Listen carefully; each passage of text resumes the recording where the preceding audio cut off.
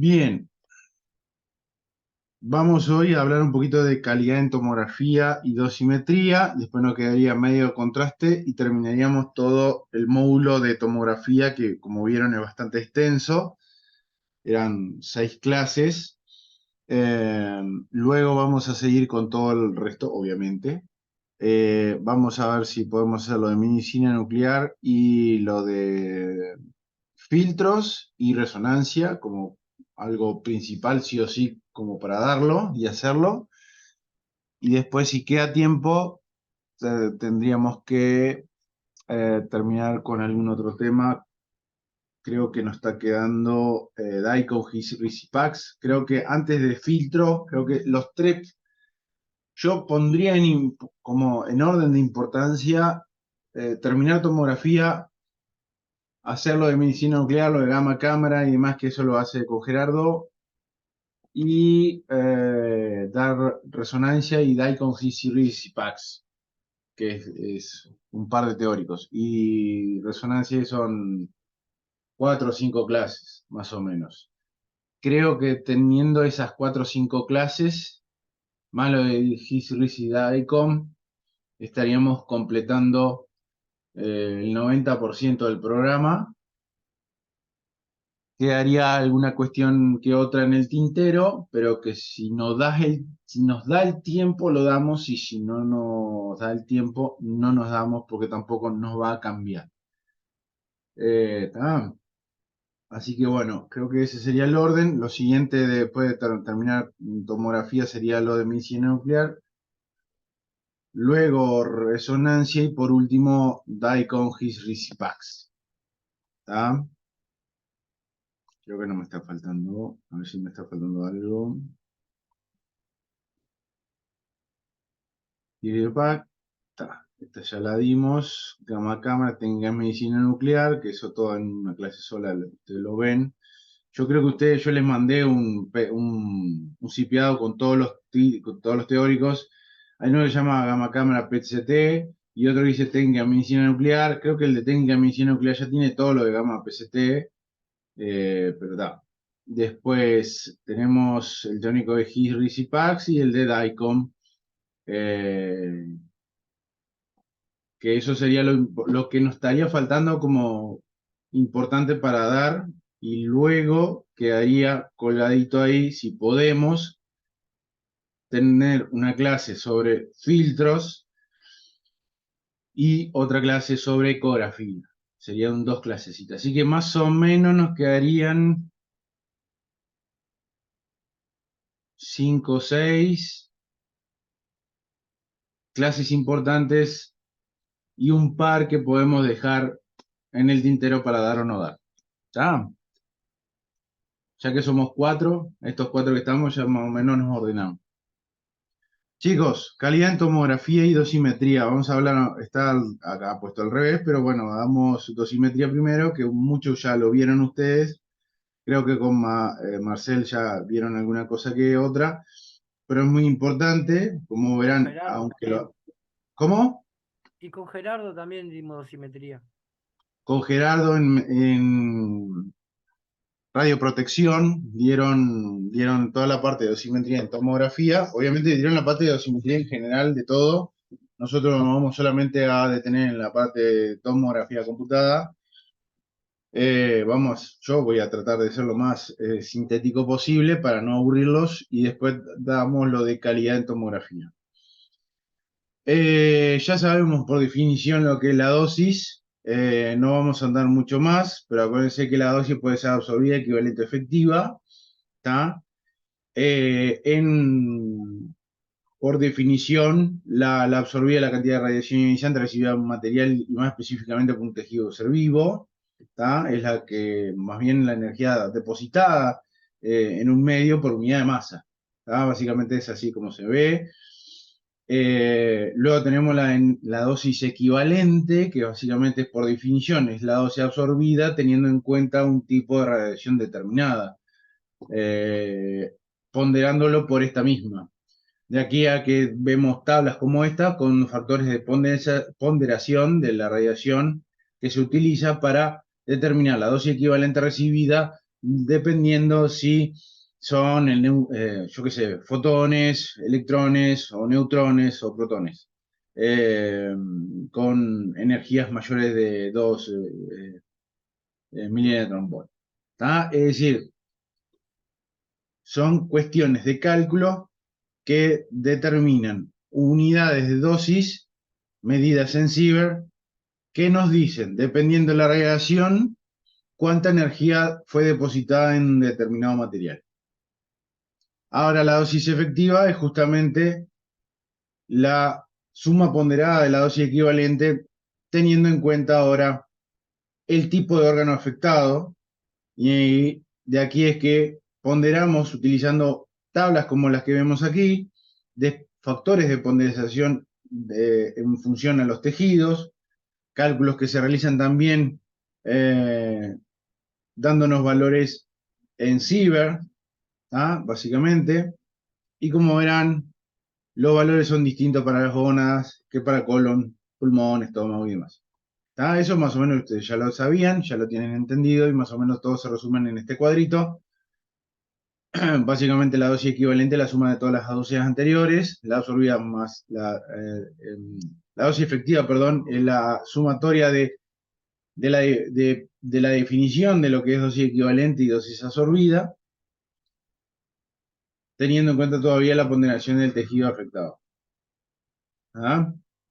En el caso del tomógrafo, todo parte de la medición o de la calibración de la dosis que nos va a brindar el tomógrafo utilizando fantomas.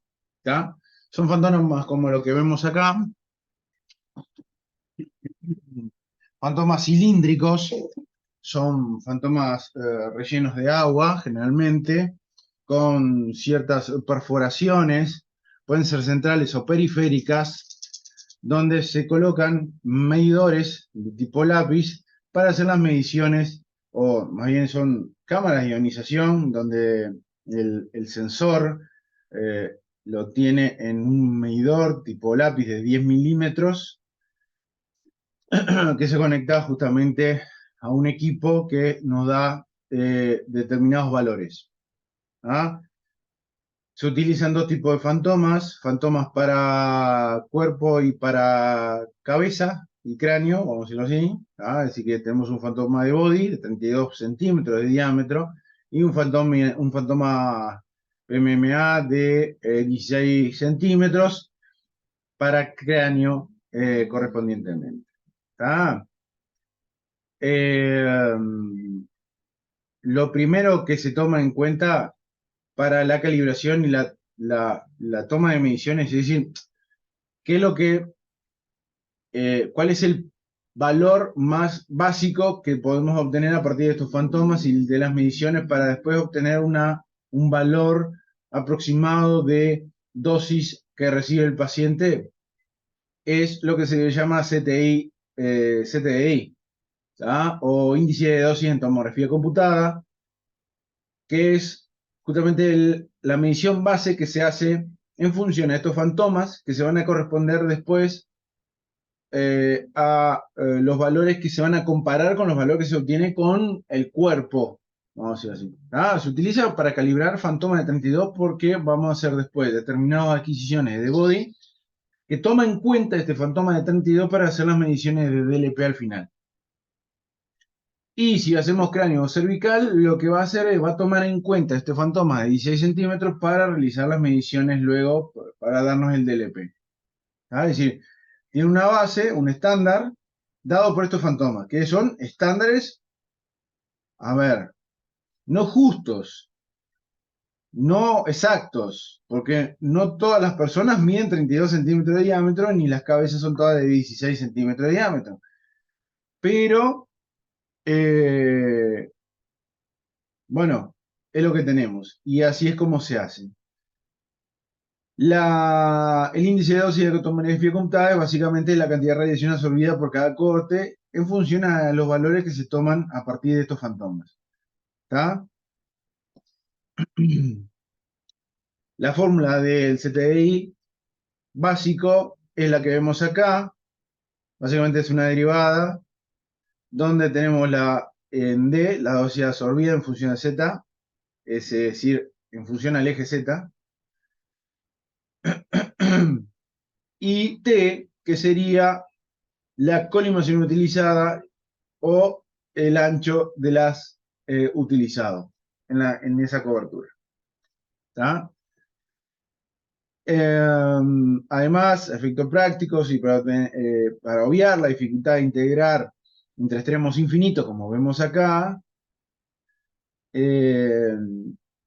a la hora de evaluar este valor, se lo lleva básicamente a más menos 5 centímetros en relación al centro del plano de interés. ¿Tá? ¿Y por qué 5 centímetros? No es tan arbitrario, sino que 5 centímetros porque el sensor de lápiz de la cámara de ionización mide unos 10 centímetros de longitud. ¿Tá? Así que por eso se toma en cuenta más o menos 5 centímetros del centro de donde se toma la medición. Entonces, básicamente esta fórmula se transforma en esta que vemos acá, para la derivada de más o menos 50 milímetros, y de aquí es que sale el término de CTI 100, donde decimos que es la cantidad de radiación absorbida en un corte de más o menos 5 centímetros del isocentro de la medición. ¿Tá? Y es el CTI utilizando una cámara de ionización de 100 milímetros. Por eso es CTI 100. Aquí vemos más o menos en la calibración con un fantoma de este tipo, con el sensor lápiz en el centro, el cable que va al equipo que vemos acá, que nos dan las mediciones en valores, el electrómetro. Este es el sensor de lápiz, es la cámara de iniciación tipo lápiz. Y la tomografía del fantoma, donde vemos el cablecito y el sensor metido dentro.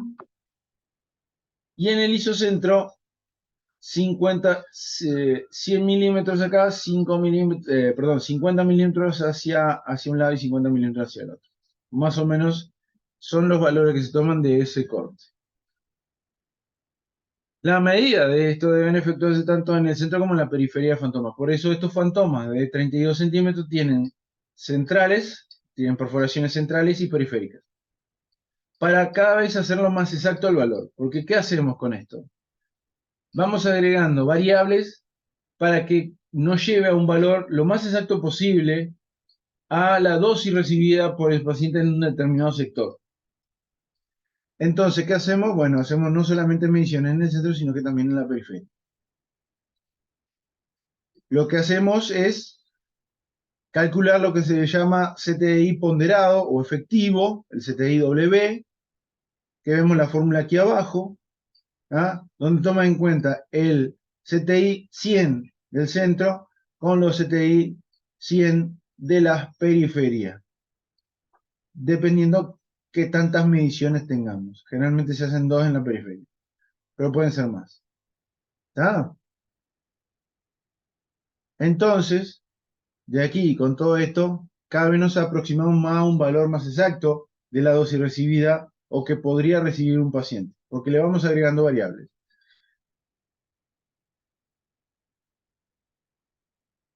Como primera aproximación a la estimación de la dosis aplicada, en un protocolo específico se ha definido una magnitud denominada índice de dosis de tomografía computada en volumen, cuya expresión la vemos acá, donde toma en cuenta los cortes axiales que se van a realizar, el espesor de cada corte en T, y obviamente el CTI W, que toma lo que es la medición del fantoma en el centro y en la periferia. ¿Está? Es decir, ya vemos que CTI W, una vez que está calibrado el equipo, es básicamente una constante en ese equipo. Porque la calibración se hace con el fantoma, se mide en el centro, en la periferia y se saca el CTI W. Entonces, de ahí en adelante, todo constante. Lo que después va a ir cambiando es el número de cortes, por ejemplo, y el espesor de estos cortes. ¿Tá? y es el avance de camilla en cada corte. Si entonces hacemos una adquisición axial, va a tomar en cuenta la cantidad de corte que hicimos, la separación entre ellas, entre ellos y el espesor de cada ellos, de cada corte, de cada uno de ellos. ¿Está? Entonces, CTIW es constante y después el resto se va agregando de forma variable. Y aquí vamos obteniendo un CTI volumétrico, que es el CTI más cercano antes del valor de DLP que podemos obtener, pues, que nos puede decir qué tanta dosis recibió un paciente.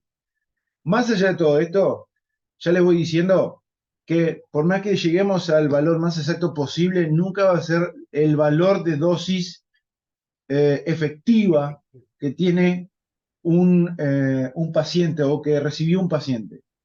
Porque todo esto son cálculos aproximados basándonos en fantomas que son estándares y no tiene un cálculo que es exacto para un paciente determinado, sino que es un cálculo estándar basado en valores estándar como el CTIW, que son siempre con fantomas de 32 y 16 centímetros. En el caso de los helicoidales, porque recién lo que vimos es un ejemplo para cortes axiales, en el caso de tener una adquisición helicoidal, lo que vamos a hacer, las variables que van a cambiar son, por ejemplo, la del pitch, es decir, el incremento de la camilla, ¿tá? Por cantidad de giro. Y lo podríamos expresar de esta manera, ¿tá?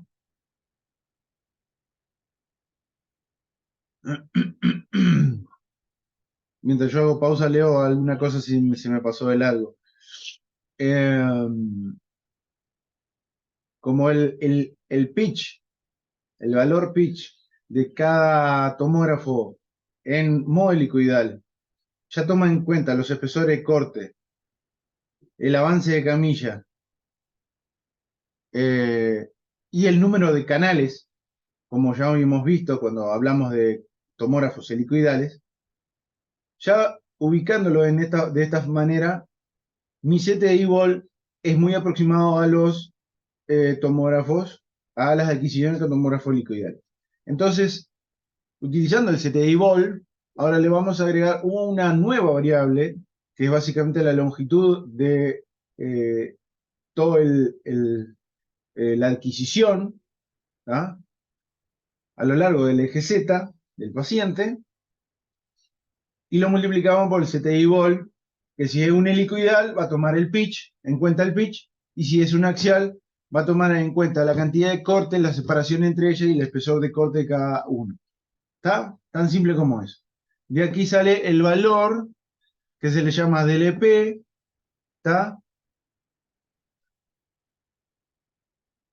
Que es un valor que nos aproxima mucho, mucho, mucho, mucho más a la dosis recibida por un paciente, pero no es exactamente la dosis, ¿está? Y es Faltaría el la que más se solapamiento. correlaciona con la dosis efectiva. ¿Cómo? Faltaría el solapamiento de dosis ahí, para que fuera dosis efectiva aproximada. No, porque para la dosis efectiva yo lo que tengo que hacer es ponderarlo al tejido, al tejido que estuvimos irradiando. Y nunca vamos a estar haciendo todo ese cálculo. Básicamente siempre en el tomógrafo vamos a tener como máximo valor para tener de referencia en la dosimetría el DLP. ¿Me explico? No sé si esa era la pregunta. No, pero habíamos visto como que cuando uno hace cada corte, hay una dosis que no la tiene en cuenta porque es una dosis secundaria que solapa un corte al otro, un corte al otro. Pero eso la tiene en cuenta, el DLP la tiene en cuenta. A ver, yo cuando ya calculo el CTI-Vol, yo tomo en cuenta si es una adquisición helicoidal el factor pitch. Si yo tomo en cuenta el factor pitch, estoy tomando en cuenta qué tanto solapamiento tengo y qué tanto no tengo solapamiento. Bien, bien. ¿Me explico? Porque yo le estoy diciendo a mi CTI-Vol, yo voy a hacer una adquisición con un pitch de tanto que está implícito que voy a decirle a él, bueno, es tantos cortes, ¿tá? Con tantos canales, con tanto avance de camilla, ¿tá? En función a una determinada rotación del tubo detector, ¿tá? La rotación siempre es constante. Entonces lo que toma en cuenta es el avance de camilla. Y ahí nos da cuánta separación tengo. Si hace más rápido la adquisición, más rápido es, más avance tengo y más separación tengo, más lento es la camilla, menos separación tengo y más overlapping tengo. Ya toma en cuenta esto cuando yo hago este cálculo. ¿Tá? Si yo tengo un pitch más alto, es porque voy a tener más solapamiento o menos solapamiento. Menos. Menos solapamiento. ¿Tá? Entonces, contrario sería si tengo un pitch más bajo o un pitch de 1, que no tengo solapamiento, y un pitch más bajo de 0,5, tengo más solapamiento.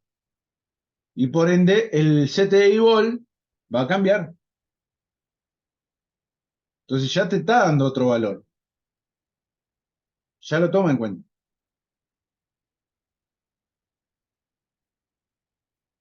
Bien.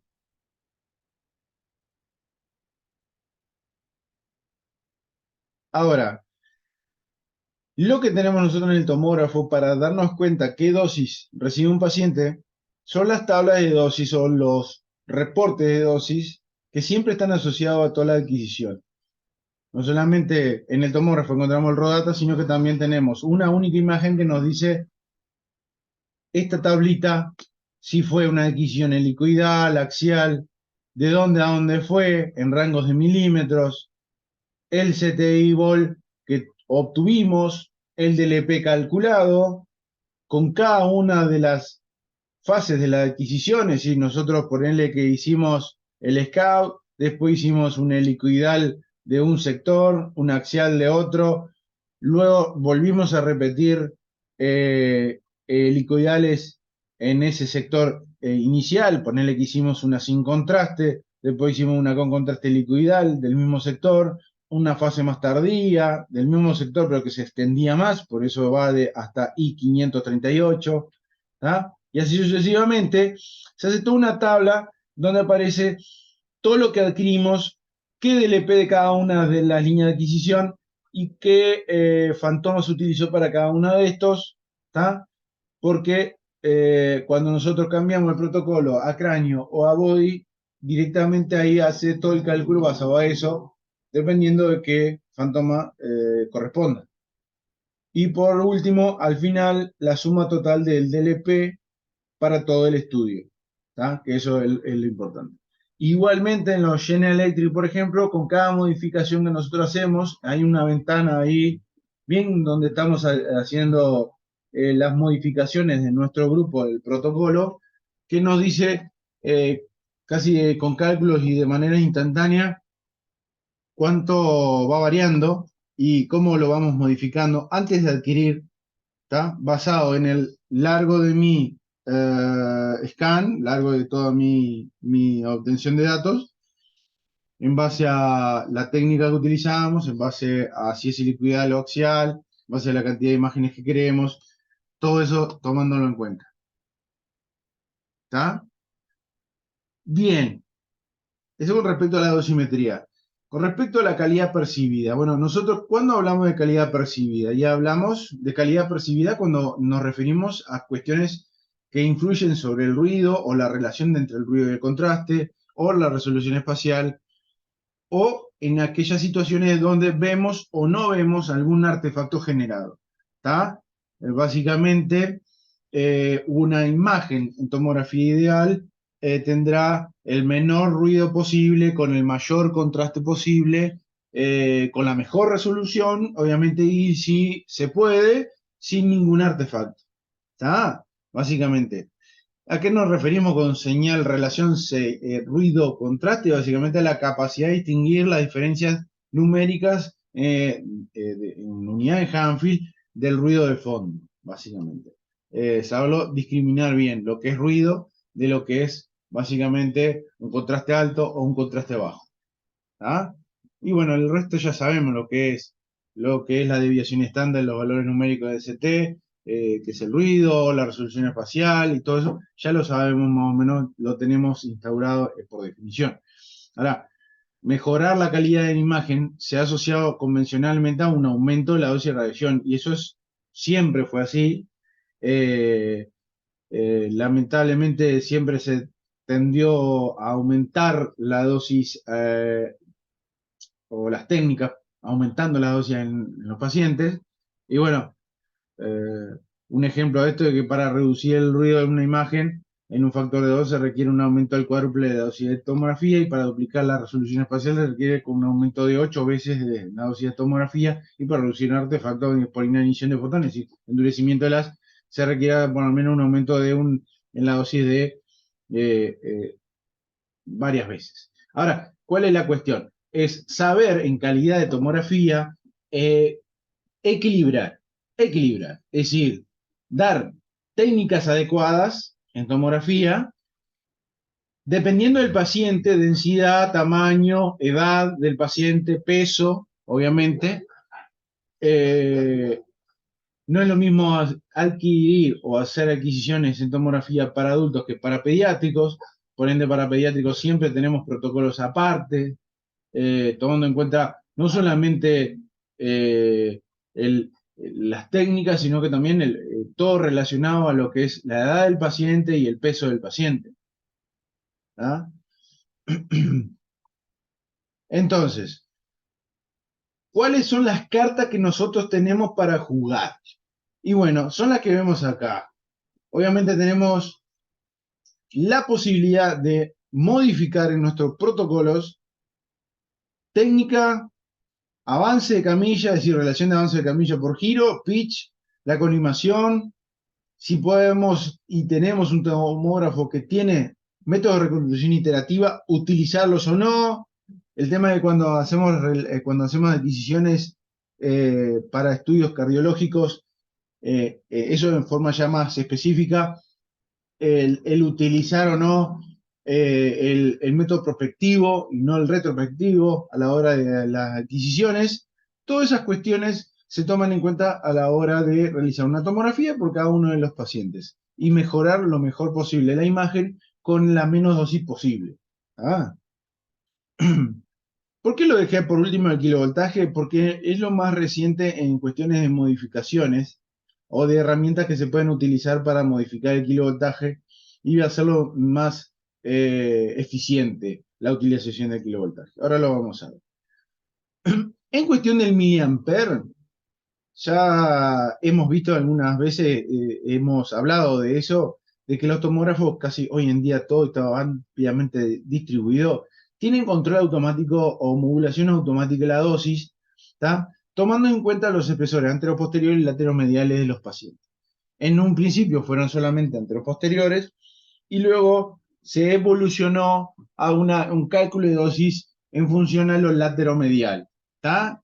Eh, Haciendo una reducción significativa de la dosis absorbida en los lugares de menor espesor o menor densidad, como por ejemplo vemos acá el cálculo o las bandas de dosis para, por ejemplo, en comparación un tórax con un abdomen pelvis, ¿ah? Donde con modulación automática de miliamper tenemos una dosis mucho más baja en tórax que en abdomen pelvis. ¿Está? Ya se nos fue uno. Somos tres, Juan y Nadia, solos en el mundo. Esto para los que vean los videos después. A ver, manga de sátrapas. No se conectaron. Estos tres tienen un 40% en el segundo parcial A ya de ver, arranque. Juan Estiré y Nadia Cedrés se van a llevar puntos extras. No sé. Pero vamos a tener que hacer algo con esto porque no puede ser que no haya, digo, que todo el mundo, porque bueno, sí, seguramente debe ser por por el parcial. Se entiende, pero nadie, muchachos. Bueno, por lo menos queda el video grabado y todos lo pueden ver después. Eso es lo importante. Seguimos. La modulación, como le dije entonces, hoy en día se hace en ambos planos, en ambos ejes, X, Y Z, a lo largo del paciente, y lo que toma el tomógrafo es básicamente la placa inicial que realiza cada tomografía. Es decir, nosotros cuando vamos a hacer una tomografía, lo primero que hacemos para cada uno de los protocolos es un topograma o un scout, que básicamente es como una placa, nosotros sí lo visualizamos, como si fuera una placa anteroposterior y lateromedial del paciente. Anterior ¿Eso, y lateral del paciente. eso hace un body o hace una región? ¿Hace el body entero o hace una región? Lo que usted quiera. Ah, bien, Si pero usted precisa el body completo, le hace el body completo. podés Si usted hacer un precisa solo scan el de la cráneo, solo el región. cráneo. ¿Cómo? Bien, bien. Podés elegir la región que vos querés que te haga la topografía y nada más. Correcto, Ah, correcto. pensé que Si tenías que hacer un nosotros, body siempre. sí, por eso te digo, si vos vas a hacer un cráneo, vas a adquirir un cráneo, lo único que tenés es solamente, a lo sumo, el macizo y el cráneo. A veces hasta con solamente tener la calota, la base del cráneo y la calota, ya está. Con una placa de frente y una de lateral, así, de costado. Con eso ya basta. Para cervical lo mismo, va desde acá hasta los vértices pulmonares, hasta la base del cuello. Este pedacito nomás lo que vos vas a ver. Es para vos centrarlo bien en el isocentro al FOB y listo. ¿Está? Entonces, en base a eso, espesor, así sea un cráneo o un body, él va a tomar el frente o lateral los diferentes espesores. Y de aquí te va a sacar una tabla de dosis basado en esos espesores. Y basado también en la técnica que utilizas, en el pitch que vas a utilizar. Por eso te digo, todos estos valores de miliampere, como el valor del DLP que va cambiando en función a las cosas que vos le vas cambiando antes de adquirir, también lo hace, por ejemplo, la modulación automática de miliampere. Él se va a adaptar en base al espesor y en base a la técnica que vos querés o la que le vas a utilizar. Porque, ¿qué pasa? En General Electric, lo que vos tenés, como ven acá abajo, ¿tá? A ver si está el cuadrito. Ahí va. Lo que vos tenés en General Electric es un rango de miliampere en la que vos querés que él se maneje. ¿Está? Yo voy a la parte de miliampere, es decir, esto es un protocolo. Todo esto que ves acá atrás de este cuadrito es un protocolo con un grupo determinado donde vos cliqueas acá donde dice miliampere y te abre esta ventanita. Esta ventanita, si vos querés hacer una modulación en antero posterior y lateromedial, seleccionás el Auto MA y el Smart MA. ¿Está? Entonces, le das un rango. Le decís, quiero que me utilices mis tablas de dosis en el eje X, Z e Y, valores entre 80 y 300 como vemos acá. 300 dice, no, dice 500, pero no, no creo. Ponele que hasta 300. ¿Está? Entonces, el tipo lo que va a hacer es, si es muy grueso, va a tirar todos los valores en ese punto, donde el espesor es muy alto, a valores lo más cercano posible a 300. Si es muy finito o poco denso, te va a modular en valores lo más bajo posible a 80.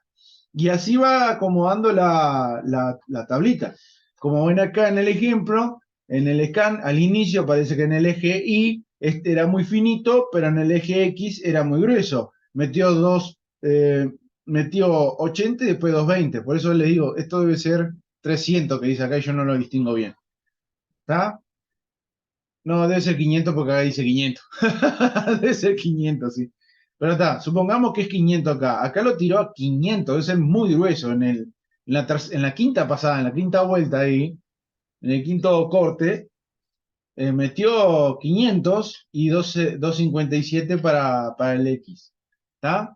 Ahora, si yo quiero eh, a ver, dar un poquito menos de dosis, cuidar al paciente o tengo un pediátrico, nunca voy a ponerle el límite superior, el máximo, en 500 o 300 al mango de lo que te da el tomógrafo, porque yo quiero que reduzca más aún la dosis, es decir, que sea más benévolo. Entonces, yo le pongo máximo, en vez de 500, le pongo 200, ¿está? O menos, 150, y él estos valores que de acá te dice 500, 400, te lo tira máximo 150, porque va a jugar con esa gama de miliamperes que vos le estás dando. Eso por un lado que vos podés modificar. Por otro lado, esta tabla también en General Electric, por ejemplo, se manejan utilizando lo que se llama índice de ruido, ¿tá?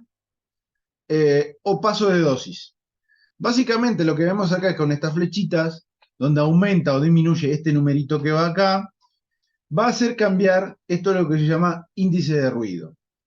Cuanto mayor, cuanto mayor paso de dosis damos, menor índice de ruido tenemos.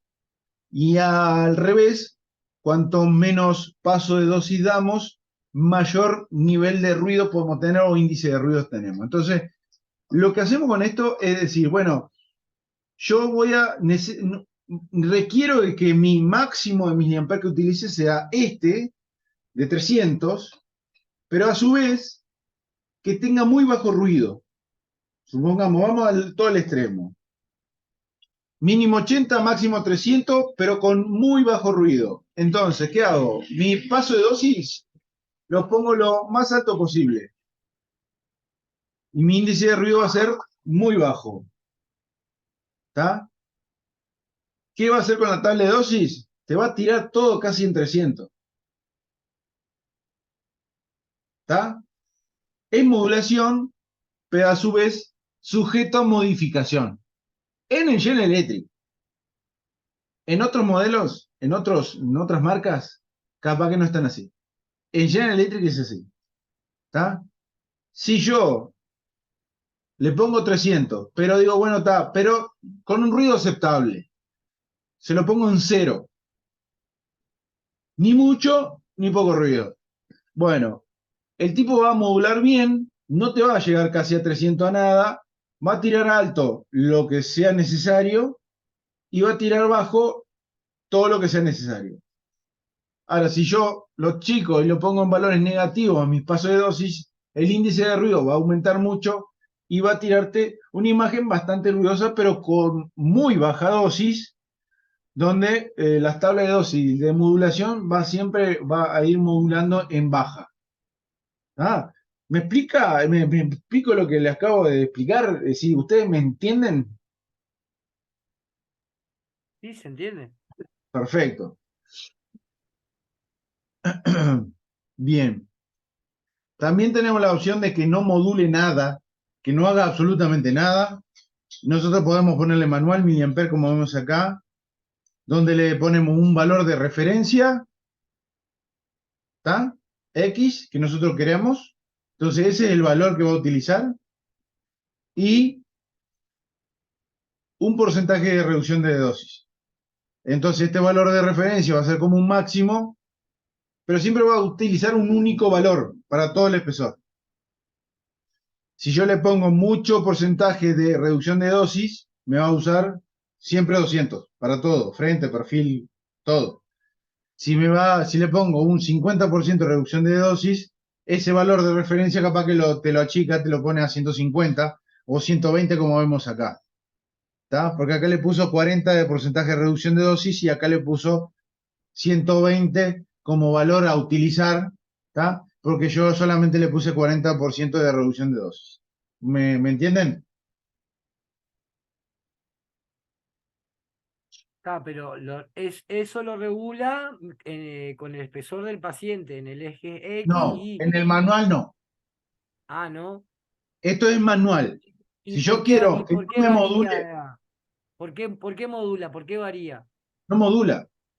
Ah, Modula quiere decir la dosis 120 punto. punto, todo parejo, todo parejo. ¿Está? Si es manual, Vos lo único que le pones es un valor de referencia y una reducción de dosis que vos quieras tener. Y él, en base a esos dos parámetros, él solamente te va a tirar un único valor para todo.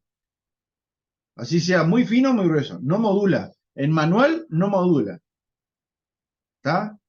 Lo único que te cambia es en función a vos lo que quieras ver de tanto ruido, menos, o más ruido o menos ruido. Listo.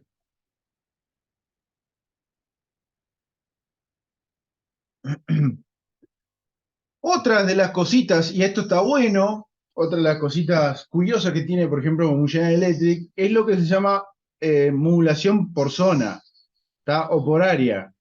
Es el ODM, que se le dice en la jerga para el General Electric, ¿tá? Es una modulación de superficie, ¿tá? El ODM básicamente es un localizador que nosotros podemos colocar para que reduzca la dosis en determinados sectores donde el tubo pasa por delante, ¿tá? Y puede que necesitemos para proteger un poco más sectores sensibles que están más en superficie. Por ejemplo, el cristalino. Le pongo acá el ejemplo de un cráneo y ven esta barrita verde que vemos acá. Es un localizador que lo podemos poner hasta 3 localizadores de este tipo, ¿tá?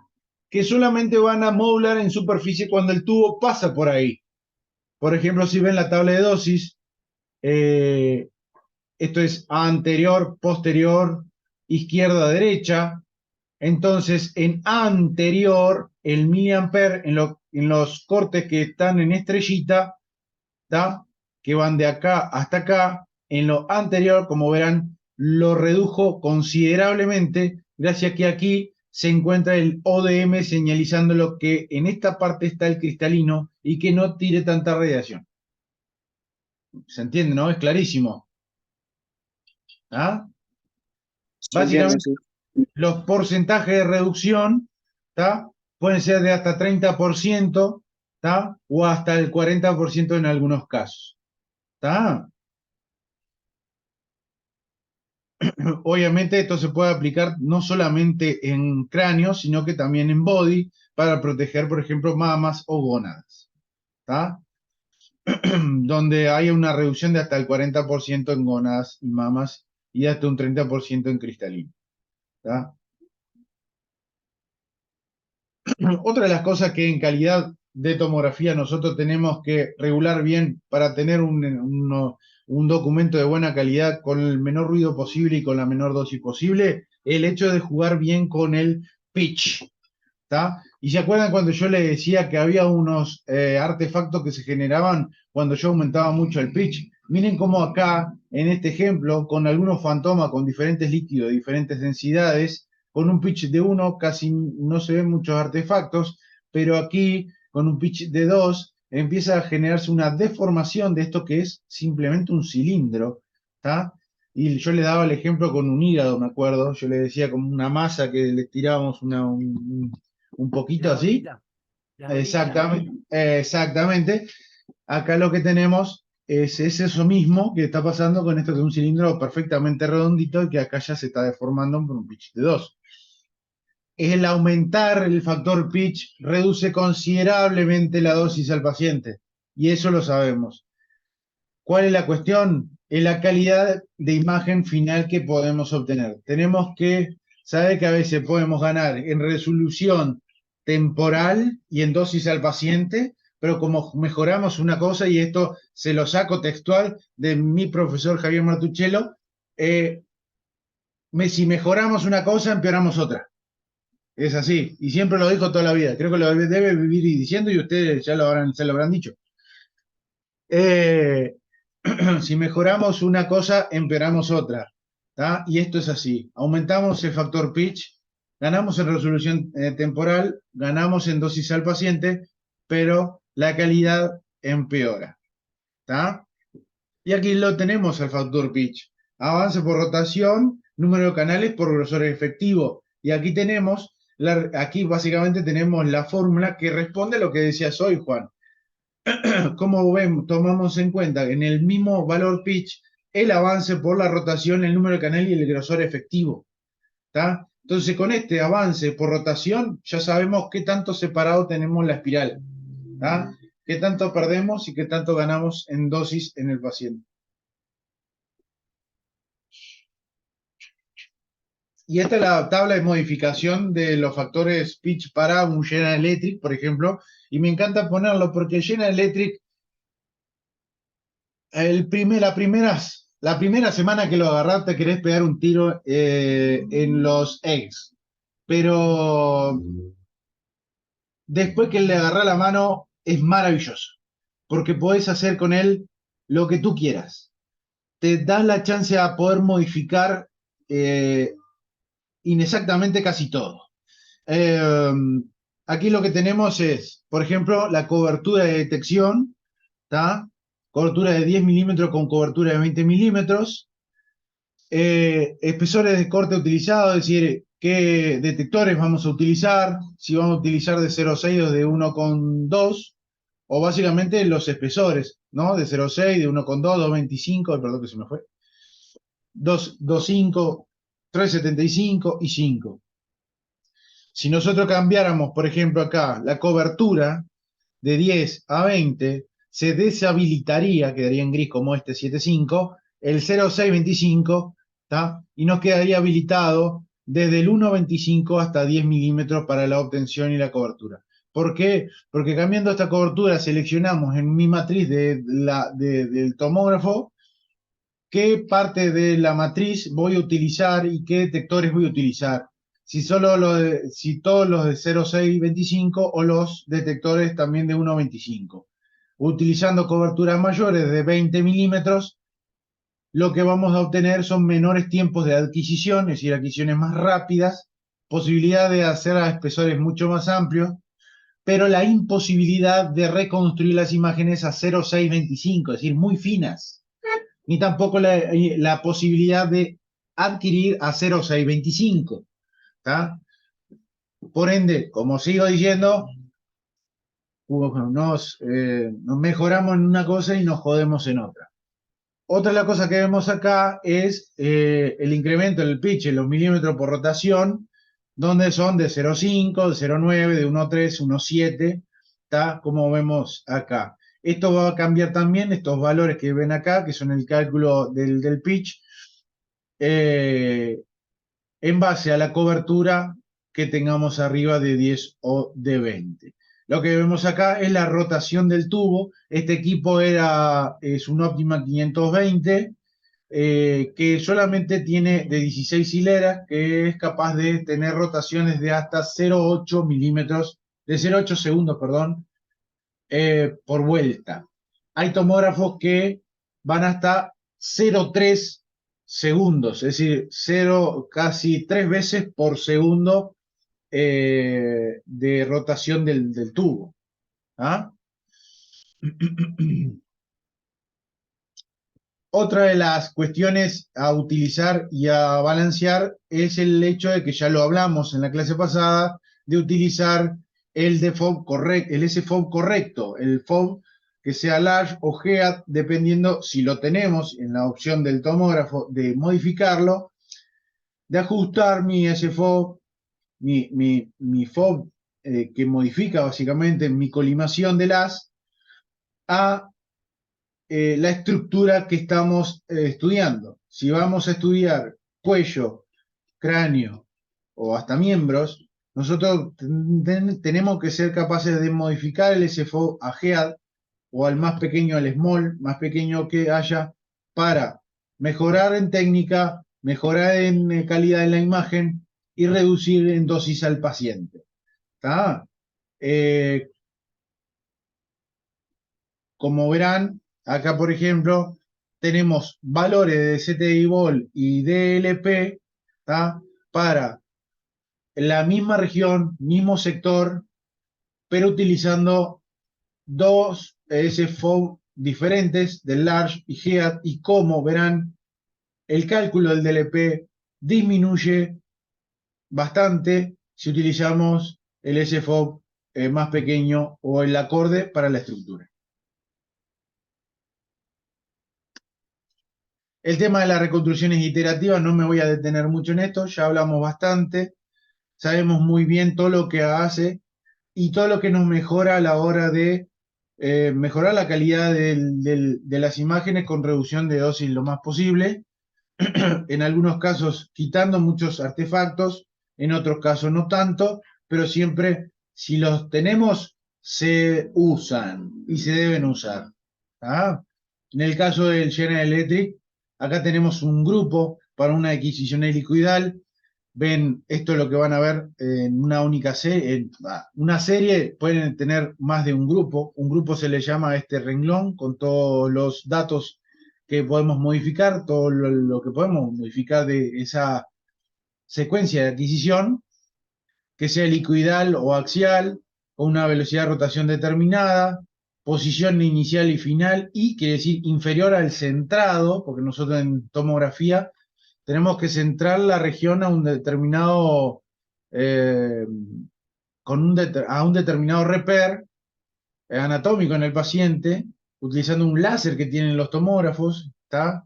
En el caso de General Electric tiene un láser dividido en una parte interna y una parte externa, ¿está?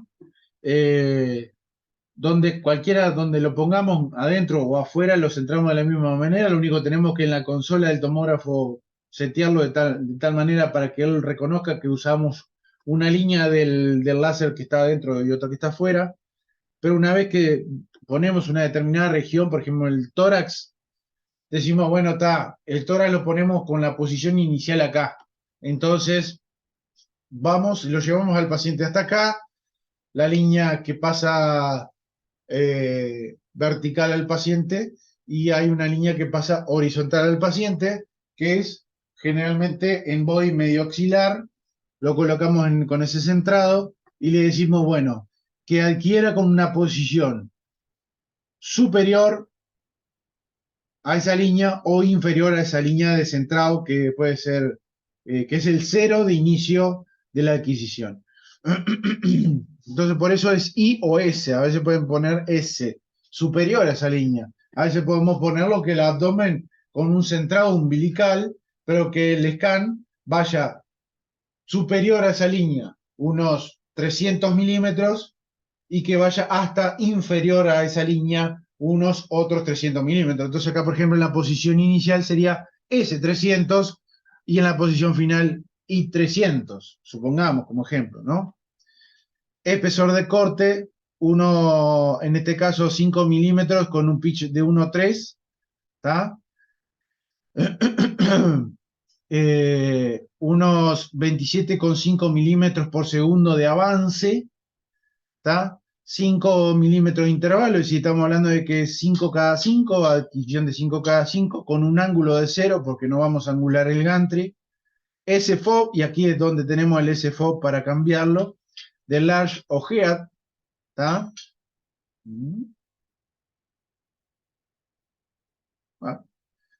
Bueno, el kilovoltaje, que en este caso está 120, pero puede ser 80, 100, 120 o 140. El MA, que ya vimos el cuadrito que se abre con el MA, la modulación y el MA fijo. Después el de FOB, básicamente esto es un cálculo en centímetros del largo del FOB que nosotros modificamos con nuestro localizador, que le dije al inicio que es lo que básicamente colocamos desde dónde a dónde queremos adquirir. Obviamente, desde dónde a dónde queremos adquirir, va a modificar también esos valores de posición inicial y final. Y bueno, después, tipo de reconstrucción, ¿tá?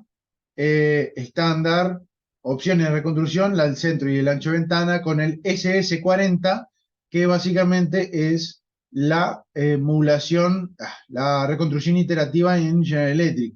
¿Tá? Vamos a esa ventanita, lo colocamos ahí, apretamos en eso y sale esta ventana. ¿Está? Puede ser modo de reconstrucción Fully Plus con el IQ para algún suavizado que queramos o no. Esto todo depende si vamos a hacer adquisiciones en partes blandas o en óseo. Después, la configuración del ASIR es tan simple como esto que vemos acá. Si lo tiene el ASIR, Puede ser o sacarlo o ponerlo. Ponemos el slice y aquí seleccionamos qué tanto porcentaje del queremos. En el caso de General Electric yo lo utilizo en 30 o 40%, más no porque puede ser muy mentiroso, menos no porque es como que no utilizarlo. ¿Está? Sabemos todas las ventajas de utilizar baja dosis con sistema de iteración y las reducciones significativas que se pueden suceder, como en este caso de hasta un 66%. Déjenme tomar un matecito. Ya no queda menos.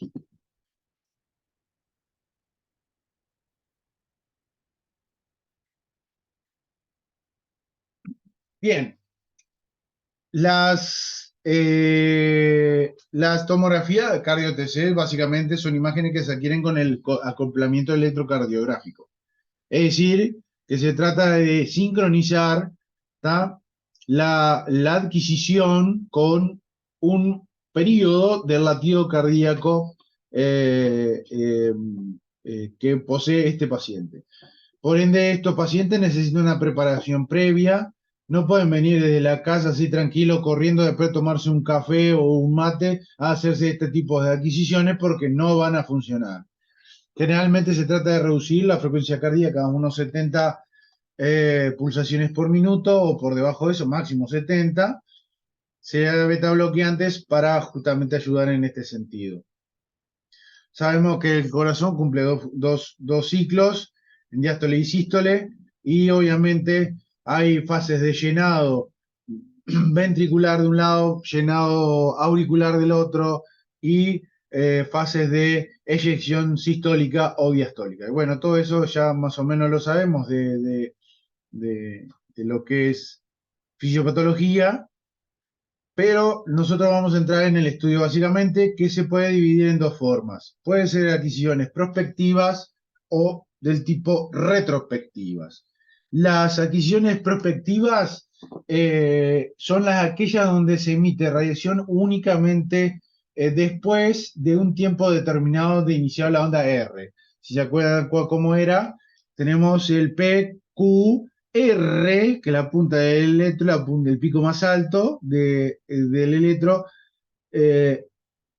ST, PQRST, ¿está? Y como verán, la fase de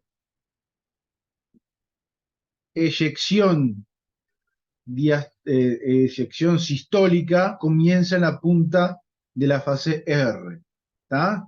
Como ven acá, tenemos diástole, sístole, diástole, ¿está? Entonces, tenemos el llenado ventricular antes del R y la sístole en R posterior a R, ¿está?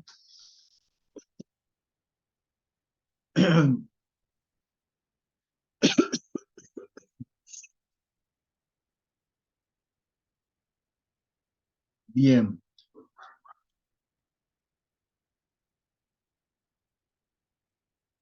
Entonces, como le dije, tenemos prospectivo, retrospectivo. Prospectivo es la que se emite durante un tiempo determinado iniciada la onda R, que generalmente durante la diástole. Y la principal ventana es la principal, perdón, ventaja de este tipo de adquisición es la reducción de dosis de radiación al paciente, ya que solo se emite radiación durante un corto lapso del ciclo cardíaco. Claro, pero tenemos menos información, ¿está? Como desventaja, porque solamente adquirimos cuando estamos en ese periodo. En el caso de la retrospectiva, se emite la radiación durante la totalidad del ciclo cardíaco. Obviamente tenemos mayor cantidad de información, mejor data, pero más dosis al paciente.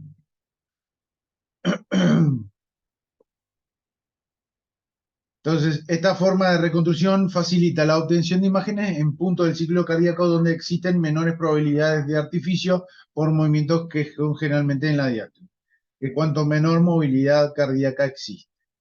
¿Está? Eh,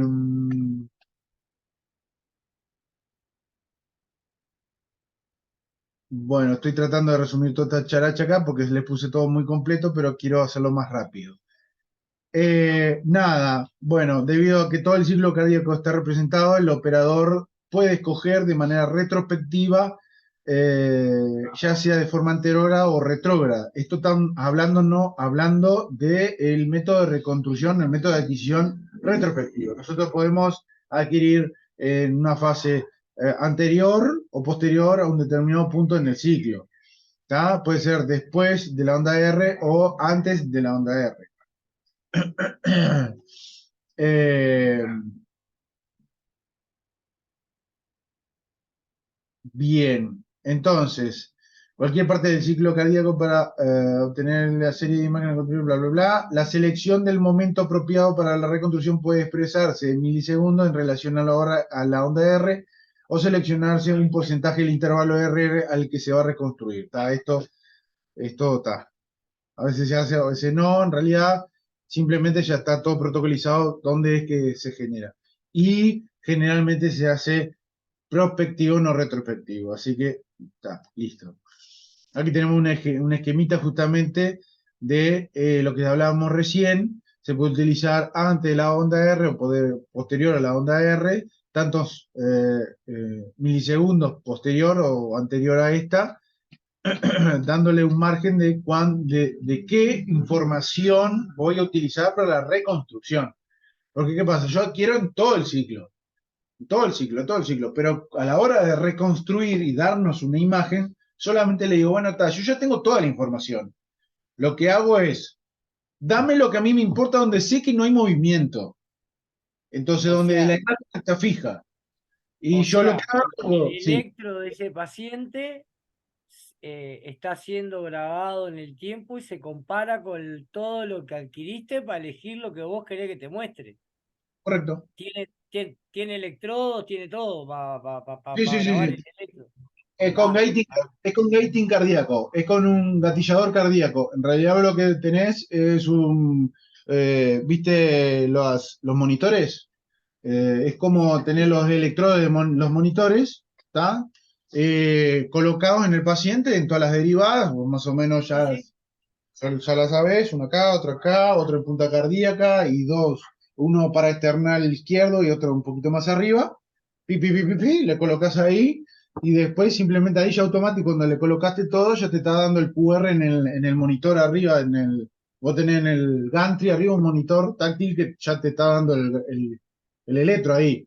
Y más o menos ahí Dispara cuando vos le decís que querés que te dispare, vos o lo único antes que o después de la onda R. no, vos lo que tenés, él reconoce la onda, es el tema. Él sabe de dónde a dónde, cuál es la onda R, cuál no es la onda R, entonces sabe que de pico a pico él tiene la referencia. Entonces, si lo hace retrospectivo, te dice, bueno, está, tiene una frecuencia tanto y hay tanto latido por minuto y tantos milisegundos entre uno y otro RR. Entonces vos le decís, bueno, dame la información tantos milisegundos antes, tantos milisegundos después, para que no te agarres con la onda T, por ejemplo, o con cualquier otra onda.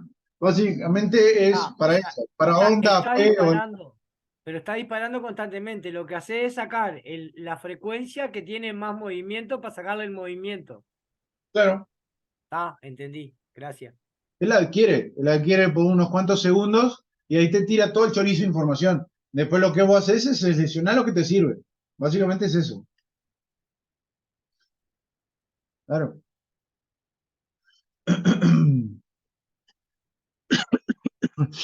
Bueno, esta otra cosita, esto es un paréntesis. ¿Se acuerdan que yo le dije algo sobre los algoritmos de reconstrucción utilizando lo que es la, la interpolación de información entre 60 y 180, o a veces hasta en 240 o 260, que son rotaciones, utilizando rotaciones incompletas?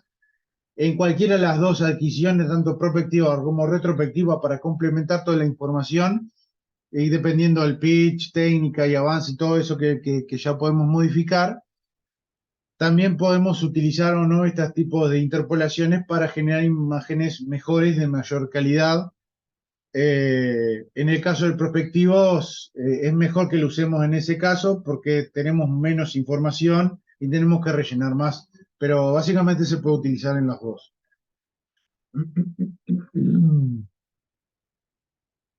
Bueno, vamos arriba. Como le dije,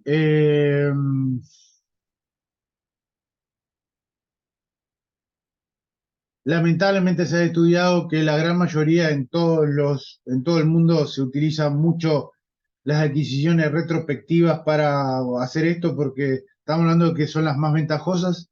Utilizamos todo el ciclo cardíaco y sacamos lo que queremos y vamos a tener buenas imágenes.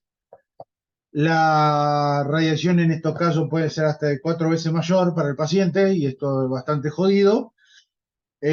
Podemos mejorarlo mucho con el tema de la modulación de la corriente y demás, pero siempre, siempre, siempre es aconsejar hacer en base, todo hablándolo con el médico, por supuesto, porque esto es a gusto del médico, que lo informa, yo qué sé. Y generalmente estos estudios se hacen en entidades privadas y se cobran mucho. Entonces te tienen que salir bien desde un principio. Vamos a ser sinceros, no le voy a mentir. Entonces, está, pero la idea es hacerlo todo prospectivo. Bien, no sé si me falta algo. Eh, mm,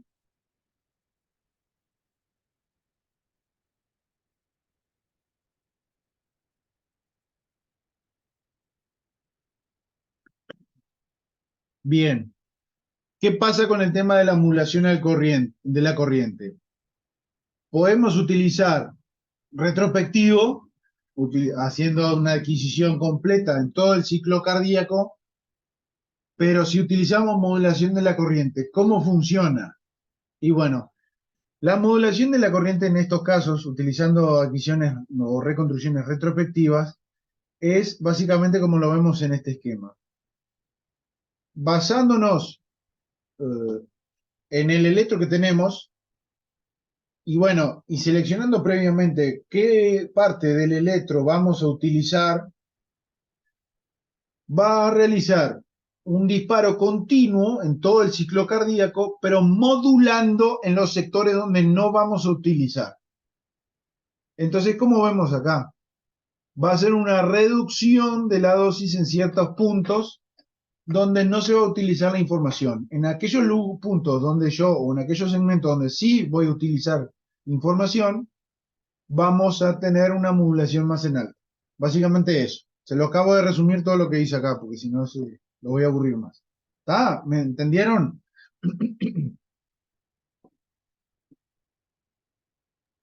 Y por último, la reducción del kilovoltaje. Ya sabemos mucho sobre qué pasa el kilovoltaje. El kilovoltaje es un parámetro donde no solamente nos da fuerza de electrones, sino que también nos da cantidad de electrones.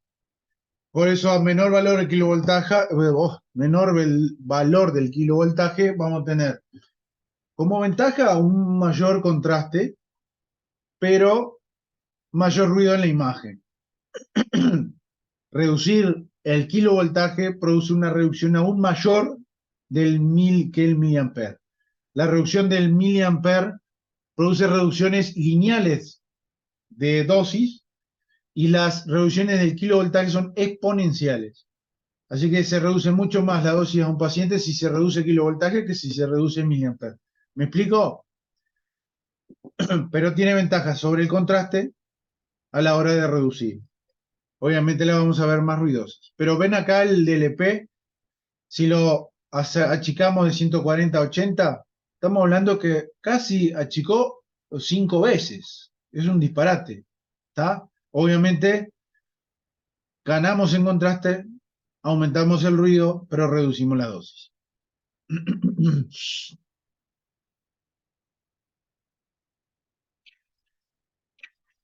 Estos simplemente son unos estudios que se hicieron justamente sobre la optimización de las técnicas en tomografía utilizando técnicas de reducción de kilovoltaje con reconstrucciones iterativas y utilizando un manejo mejor de los índices de dosis en los tomógrafos General Electric. Eh, eh, hay reducciones significativamente mayores de los CTI Ball con índices de dosis obviamente más elevados, ajustando un poquito más el ruido, dando un poquito más de ruido, pero ajustando la modulación para que nos dé valores menores de técnica en la adquisición y por ende dando valores de STI muy bajos en miligray, como ven acá, que es 5 miligray y que casi no aumenta, con un índice de dosis de 22, utilizando una CIR del 30% como lo uso yo. ¿Está? Imágenes que son bastante buenas porque hay ruido, pero el ASIR lo maneja y la dosis es muy baja. ¿Está?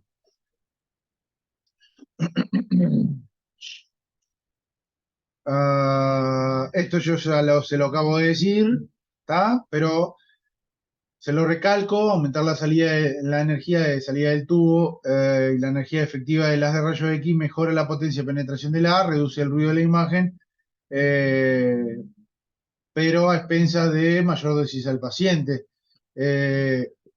Los cambios en el kilovoltaje tienen efectos exponenciales sobre la dosis de radiación. Eh, la dosis efectiva aumenta aproximadamente un 50% si el kilovoltaje se incrementa solamente de 120 a 140, vean esto, ¿ah? Y disminuye hasta un 65% si se reduce de 120 a 80, unos 40 kb. Haciendo esa reducción, achicamos mucho más de la mitad de la dosis que recibe un paciente. Por ende, es fundamental equilibrar y ver el paciente, tener ojo para cada paciente. Es solamente hacer 3 o 4 clics más, gurises. Simplemente eso. Cuando estén en un tomógrafo, tengan conciencia que ustedes pueden estar ahí adelante, acostados sobre un tomógrafo, y traten de que equilibrar con el médico que tienen, la exigencia del médico que tienen, de lo que se quiere informar, de lo preparado que esté.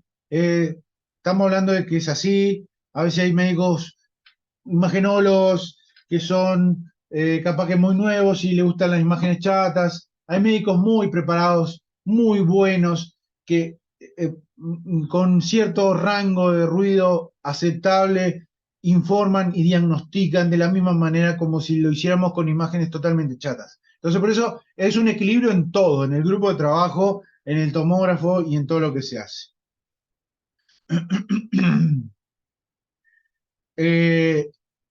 En adultos, este ajuste del kilovoltaje es óptimo solo para pacientes delgados en estudios vasculares.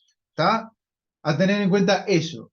Es decir, si queremos hacer un angio de aorta, un angio TEP, un angio de miembros capaz, pero generalmente para lo que es de body, TEP, angio de aorta o un cardio TC, si es un paciente delgado, los efectos sobre la dosis y sobre el contraste se van a ver mucho más marcados, ¿está? Y mucho mejores son los resultados. Ya en pacientes que son mucho más grandes y obesos, el efecto no es tan contundente o casi nulo, diría yo, y los resultados son también casi nulos.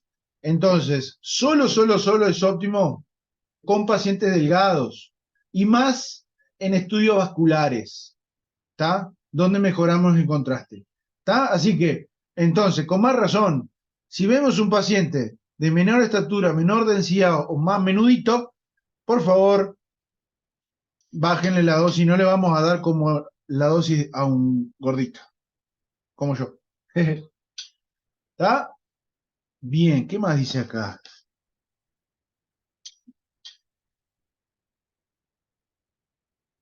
Bueno, entonces, ahora, ¿qué pasa? Si solamente esta variable se es ventajosa en pacientes delgaditos y en estudios vasculares, eh, y a veces no estamos realizando estudios vasculares, estamos realizando cualquier otro tipo de adquisición, eh, y todavía que rara vez en la práctica clínica o en la práctica diaria no se realiza un ajuste de los valores del voltaje del tubo, a veces es muy complicado tener algo que nos ayude a decir, bueno, está, pero para este paciente en base a lo que le vamos a hacer, este sería el kilovoltaje adecuado. Entonces, ¿cuál es la solución? Se plantearon los fabricantes de los tomógrafos este temita, y dijeron, bueno, está, vamos a solucionarlo de alguna manera para que el técnico que esté adelante diga, bueno, yo solamente componiéndole, ¿qué le voy a hacer al paciente? Básicamente nos diga o nos sugiera un kilovoltaje. ¿Está? Entonces aquí sale la herramienta KB Assistant o CareKB para Siemens en estos dos tomógrafos.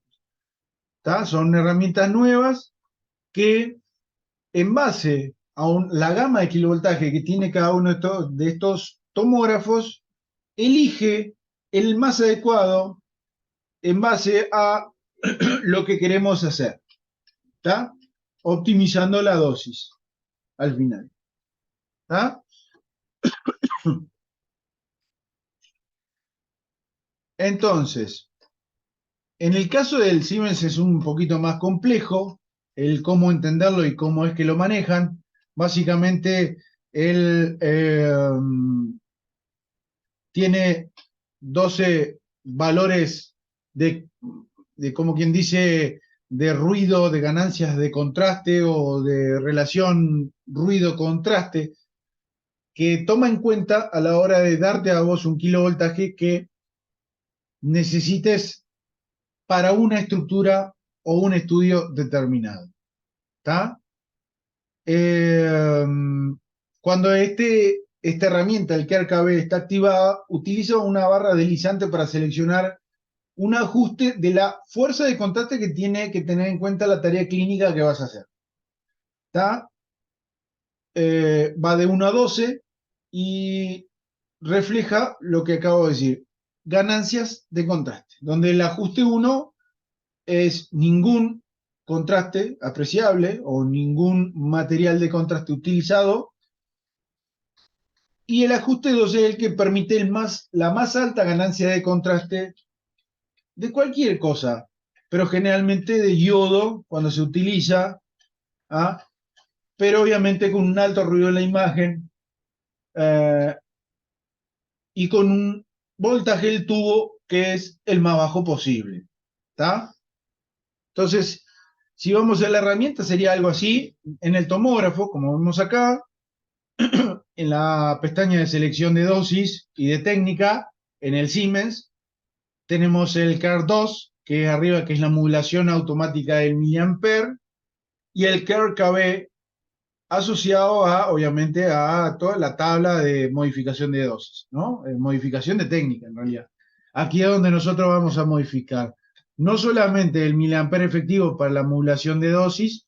En Siemens lo que tiene es que la modulación de dosis lo único que nos deja cranear o modificar en Siemens es el valor de referencia máximo del miliamper a utilizar en el CAR2, que es el 2,4D, CAR 2,4D, el de modulación anteroposterior y lateromedial para Siemens.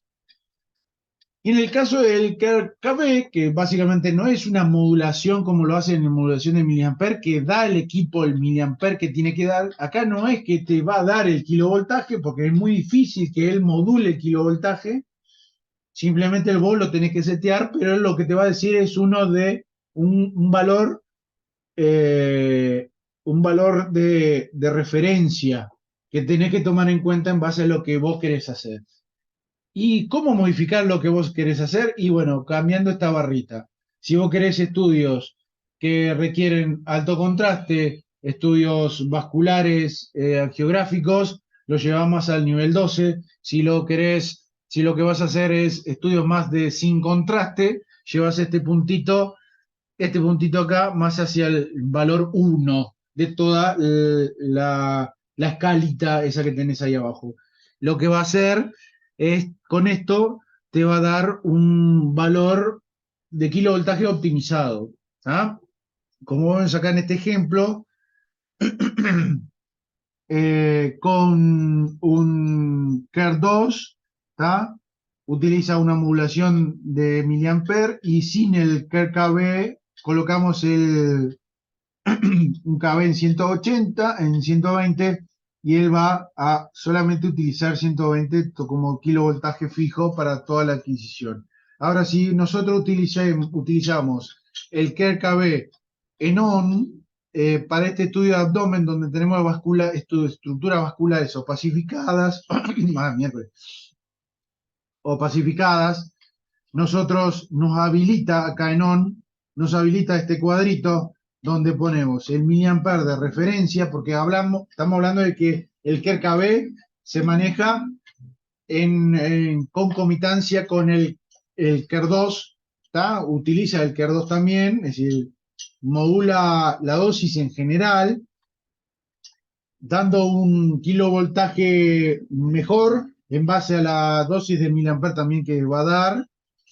Y bueno, si nosotros queremos un estudio de alto contraste, lo llevamos hasta el valor 11, ponele, como está acá, y él ya, con este valor de referencia de miliamper, que de máximo de miliamper, nos tira que nos va a dar 80 kb de referencia para este estudio, ¿está? Dando una dosis óptima. Si vieron el DLP, que también lo dice en este cuadrito, aquí vemos que un estudio sin el KER-KB, solamente con el KER2, tenemos 28,8 miligray por centímetro de DLP y aquí con este vamos a hacer una reducción de hasta 13,6 miligray por centímetros en la dosis del paciente. Ah, bueno, esto no se lo voy a leer porque ya se lo acabo de decir yo, bla, bla, bla, bla, bla, bla, bla, bla, bla. Bueno, en General Electric más o menos es lo mismo, mejora el contraste para mantener la calidad de la imagen mientras reduce la dosis, y hace una combinación óptima de kilovoltaje como miliamper, como lo hace el Siemens, dependiendo de la tarea y la anatomía a realizar.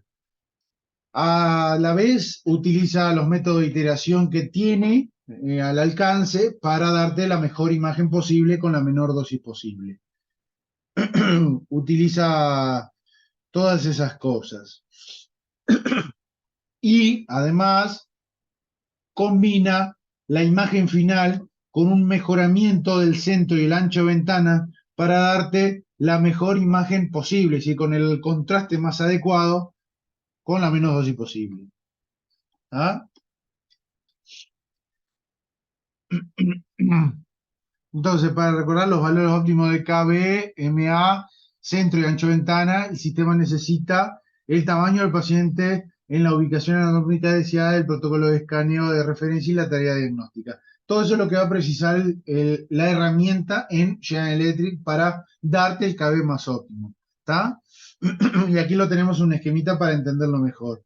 El KB Assistance se nutre de el SCAU para ver los espesores y la anatomía anteroposterior y lateromedial, el protocolo de base, ¿tá? Con un índice de ruido determinado que vos quieras, con un centro y ancho de ventana de base, y la clínica, el dato clínico básicamente, a utilizar y se divide para este tipo de tomógrafo en 4 tomografías angiográficas, tomografías sin contraste, tomografías con algo de contraste, tejido blando, pero con bajo contraste, y tejido blando sin contraste.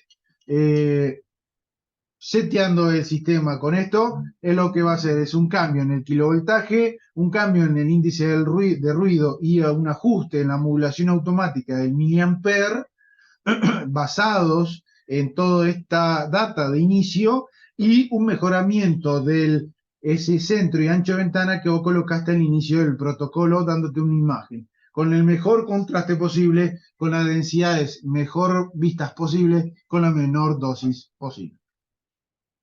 Y aquí lo tenemos, la ventanita del control de KB para los tomógrafos que lo tienen. Yo le estoy mostrando algo que es muy nuevo, en el medio no existe. No existe, no sé si existe, pero creo que no existe hasta donde yo sé. Por ahí capaz que ayer pusieron un tomógrafo que tenga esto, pero no existe. Lo están viendo solo acá. Eh, aquí tenemos, si se acuerdan, la ventanita de modulación de MA es muy parecido, ¿tá? Al de modulación de MA, lo único que acá tenemos el KB Assistant, que lo ponemos o no componemos. Entonces modulamos o no modulamos el KB, dándonos un KB de referencia, un rango de KB a utilizar entre 80 y 140, obvio, entre el máximo y el mínimo, y eh, con cuánta dosis mínima o máxima queremos. Es decir, acá nosotros podemos aumentar los pasos de dosis, aumentando o achicando los pasos de dosis para tener imágenes menos o más ruidosas, y una optimización del el ancho y el centro de ventana, seteándolo con este botoncito de acá. La tarea diagnóstica la colocamos acá. Si cliqueamos en esta barra espaciadora, vamos a tener estas 4 tareas que le dije yo: CTA, BON, C más o C menos. ¿Tá? Y si no queremos nada de esto, le colocamos el KB manual y lo ponemos en 80, 100, 120 o 140, donde nosotros se nos cante. ¿Tá? Y nada, esto se lo dejo para que ustedes lo vean. Simplemente son estudios realizados, estudiando justamente las ventajas de la realización de tomografías con modulaciones de KB y los valores de CTI, con las reducciones de valores de CTI considerables que existen, no solamente para casos de adultos, sino para casos pediátricos. Y creo que recién hablé de dosimetría. Nos falta calidad en tomografía, que creo que lo vamos a dejar para la clase que viene. ¿Les parece? Porque ya me cansé. Como te Chicos, parezca, Gapa. dudas.